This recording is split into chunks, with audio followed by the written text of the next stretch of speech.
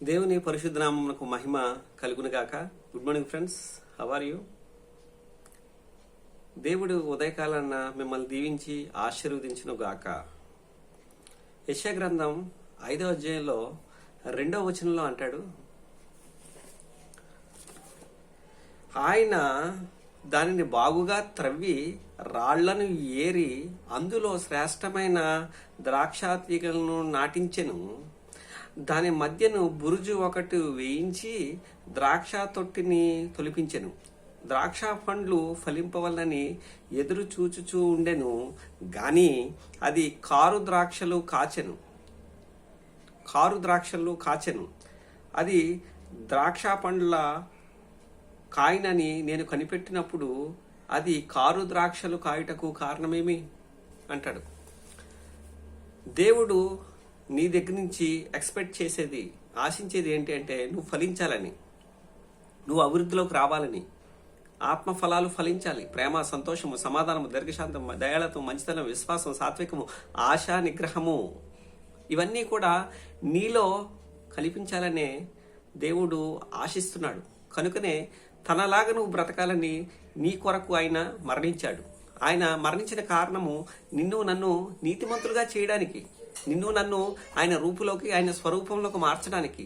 ఆయనలో కనిపించే దీనత్వము, ఆయనలో కనిపించే దయాళత్వము నీలో కనిపించాలనే, ఆ ఫలము నీలో కనిపించాలనే ఆయన అంత శ్రమ, అంత వేదన, అంత రోదనకు గురైపోయాడు. ఇలాంటి కాలంలో చాలా మంది విశ్వసిస్తావా, చాలా మంది ప్రార్థనలు చేస్తూ, చాలా మంది చదువుతూ ఉంటారు ఆయన దయాళత్వం గురించి, ఆయన త్యాగం గురించి. నువ్వు చేయాల్సింది ఏంటి అంటే క్రీస్తుని నీలో చూపించగలగాలి.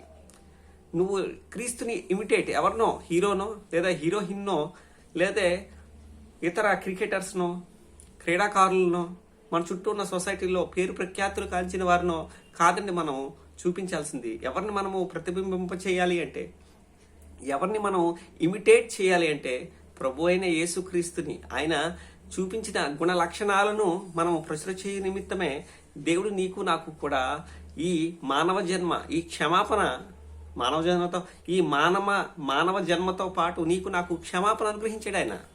ఆయన క్షమాపణము నేను పొందాలంటే నువ్వు ఏం చేయాలి అంటే నీ హృదయంలో ఆయన్ని చేర్చుకోవాలి. ఆయన మాటలను వినాలి. నేను పరిశుద్ధుడిని కనుక మీరును పరిశుద్ధులై ఉండి అన్న వాక్యాన్ని మనం నెరవేర్చాలి.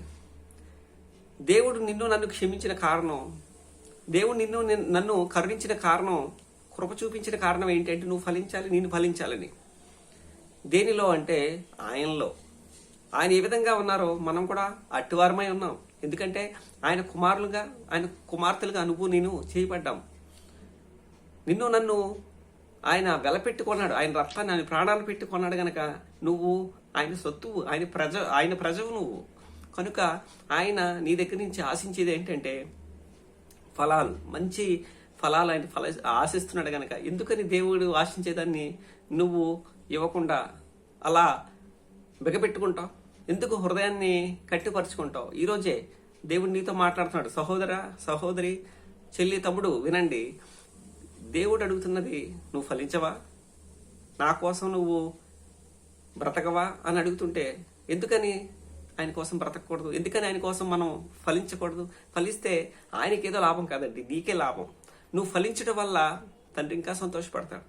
నువ్వు ఫలించడం వల్ల ఆయన నామం కనపరచబడుతుంది. ఈ విషయాన్ని గుర్తుపెట్టుకొని క్రీస్తు అడుగుజాడల్లో, క్రీస్తు చూపిన మాదిరిలో నువ్వు నేను కూడా నడిచి, ఆయన ఏదైతే అడిగాడో ఆ రోజు ఉన్నట్టేంటి ఇశ్రాయేలీల ప్రజలు కావచ్చు, యోధా ప్రజలు కావచ్చు, అక్కడున్న దేవుని జనాంగం ఏం చూపించారు, ఏం కాశాయి వాళ్ళ దగ్గర అంటే కారు ద్రాక్షలండి.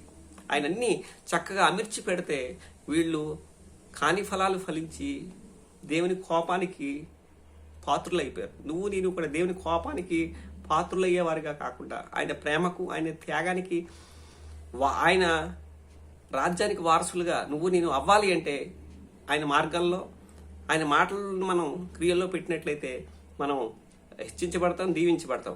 ఈ ఉదయకాలన్నా ఆయన కోరుకున్న జీవితాన్ని జీవించమని చెప్తూ ఆయన సేవలో మీ Anand Kumar. God bless you each and everyone. Thank you. God bless you.